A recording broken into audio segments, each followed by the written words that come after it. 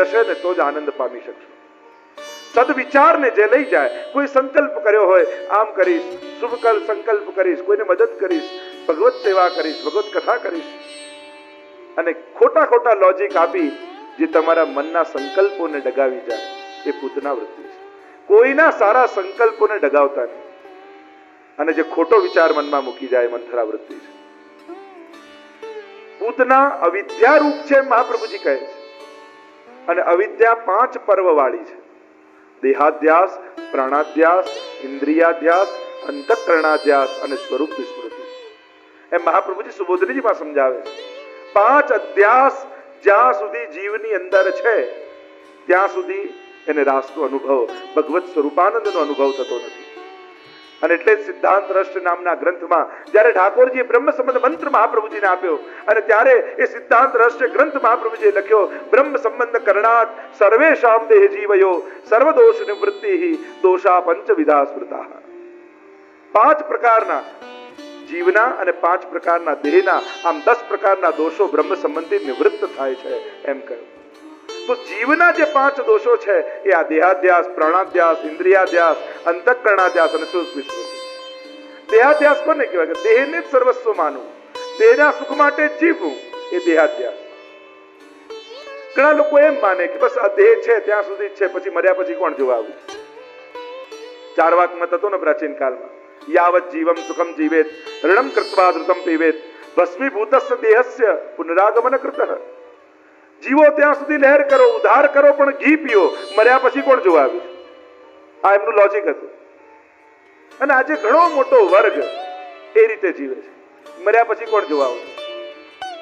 જીવન પૂર્તિ નથી હોતી મુકદ્દરની સમસ્યાઓ, જીવન પૂર્તિ નથી હોતી મુકદ્દરની સમસ્યાઓ, મૃત્યુને બાદ પણ રહી ગઈ છે હસ્તરેખાઓ. જો આ તો અનંત યાત્રાઓ છે. તમે આજે એવા છો, એવા કેમ છો? જો નાના 5 બાળકો હોસ્પિટલમાં જન્મે ને, એના બધા બોડી પાર્ટ સેમ ફંક્શન કરતા હોય. હાર્ટ એ રીતે ફંક્શન કરતું હોય, કિડની એ રીતે ફંક્શન કરતી હોય, ફેફસા એ રીતે ફંક્શન કરતા હોય, છતાંય કોઈ લોભી હોય, કોઈ ઉદાર હોય, કોઈ હસમુખો હોય, કોઈ કંજૂસ હોય, કોઈ ક્રોધી હોય. આ ભિન્ન ભિન્ન વૃત્તિઓ ક્યાંથી આવે છે? માણસનો સ્વભાવ ક્યાં રહે છે એના શરીરમાં? વિચાર તો કરો. આ પ્રકૃતિ ક્યાંથી માણસ ધારણ કરીને આવે છે? એના અનેક કર્મો લઈને આપણે ભલે એમ કહીએ કે ખાલી હાથે માણસ આવે ને ખાલી હાથે જાય, બાકી માણસ ઘણું બધું લખાયેલું લઈને આવે છે અને ઘણું બધું લખીને જાય છે. કેટલું લખીને માણસ જાય છે, કર્મો સાથે જાય છે. ધનાની ભૂમૌ પસ્વશ્ચ ગોષ્ઠે ભાર્યાગૃદ્વારી જનાસ્મશાને દેહ ચિતાયામ પરલોક માર્ગે કર્માનુગો ગચ્છતિ જીવય કહા. મેળવેલું બધું રહી જાય અને કરેલું બધું આવે. પૈસા માટે માણસ પાપ કરે, પણ ભગવાનની વ્યવસ્થા કેવી? પૈસા બધા રહી જાય, પાપ બધા ભેગા આવે. પ્રભુની વ્યવસ્થા જેવી છે.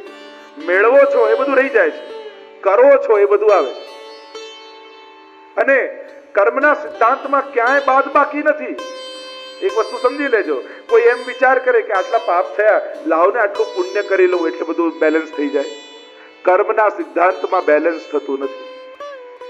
પાપ પાપની જગ્યાએ ભોગવવા પડે, પુણ્ય પુણ્યની જગ્યાએ ભોગવવા પડે.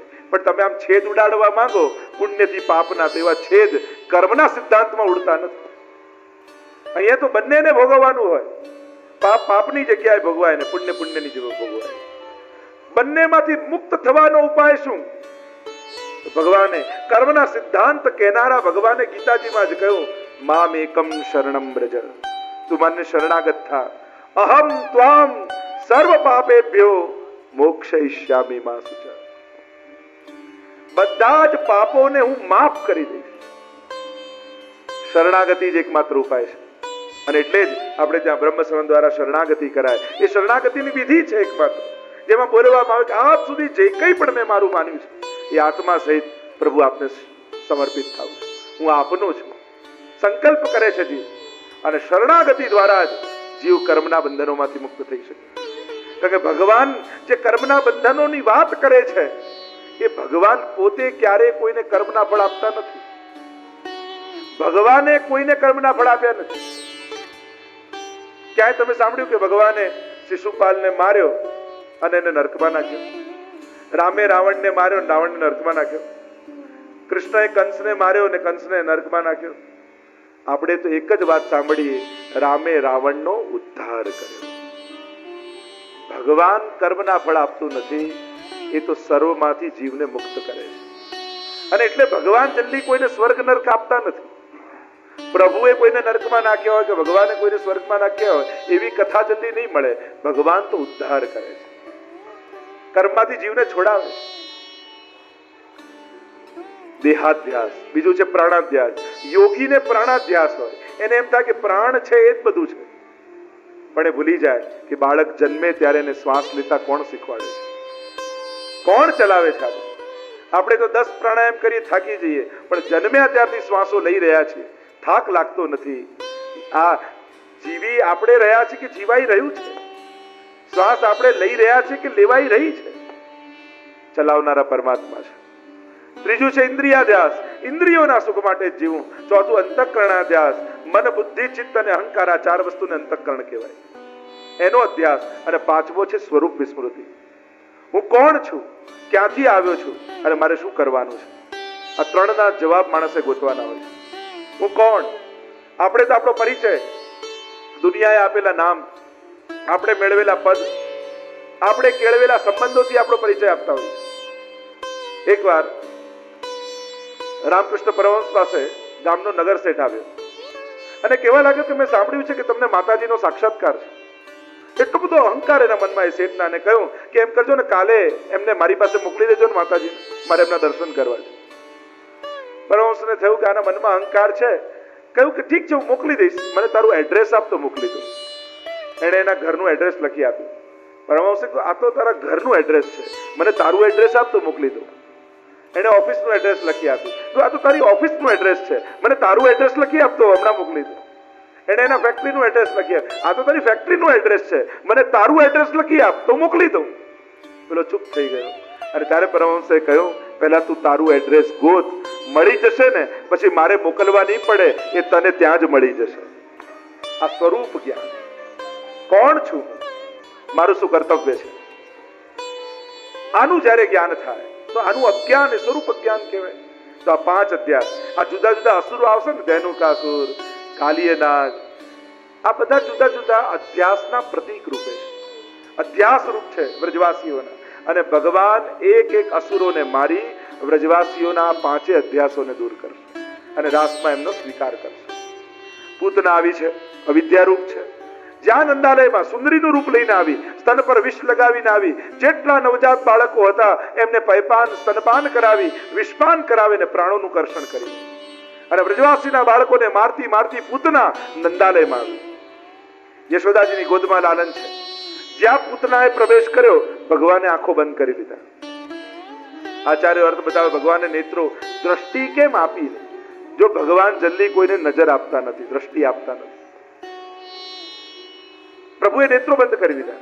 એક કારણે બતાવ્યું કે વિદ્યારૂપ છે પૂતના, અને ભગવાનની દ્રષ્ટિમાં જ્ઞાન છે, અને જો જ્ઞાન અવિદ્યા ઉપર પડે તો અવિદ્યાનો ત્યાં જ નાશ થઈ જાય, તો પૂતના વધની લીલા ન થાય. બીજો એક કારણ એમ બતાવ્યું કે પ્રભુ એમ વિચાર કરે કે આ તો વિષ લગાવીને આવી, મારું કામ તો માખણ મિશ્રી ખાવાનું અને વિષપાન કરવાનું કામ તો મહાદેવજીનું છે, એટલે મહાદેવજીને યાદ કરીને કે તમે આવો ને પીઓ. એક કારણ એ બતાવ્યું કે આ તો પુષ્ટિ લીલા છે, કૃપા કરવાની લીલા છે. પયપાન કરાવવું એ ગુણ છે, વિષ લગાવવું એ દોષ છે. મારે જીવના દોષ જોવા નથી, ગુણોનું ગ્રહણ કરવું છે. એક કારણ એ બતાવ્યું કે ભગવાન આંખો બંધ કરીને વિચાર કરે કે મારી માં કેટલી, દેવકી માં, યશોદા માં, રોહિણી માં, અને શું આ ચોથી માં છે, તો મારે આને ગતિ કઈ આપવી? જો આ કૃપાલુતા ભગવાન. વિષપાન કરાવવા આવી, ભગવાન એને પણ માની ગતિ આપે છે. તો જે વૈષ્ણવ રોજ લાલનને સવારે જગાડી અને કટોરી ભાવથી દૂધની ધરે, ભગવાન એને કઈ ગતિ નહીં આપે? વિચાર તો કરો. જે કેવલ વિષ લગાવીને વિષપાન કરાવે, એને ધાતૃચિતાન તતોન્યમ, જેને માતાની ગતિ આપે છે ભગવાન, તો જે ભાવથી ભોગ ધરે એને તો પ્રભુ પરમ ગતિનું દાન કરે છે.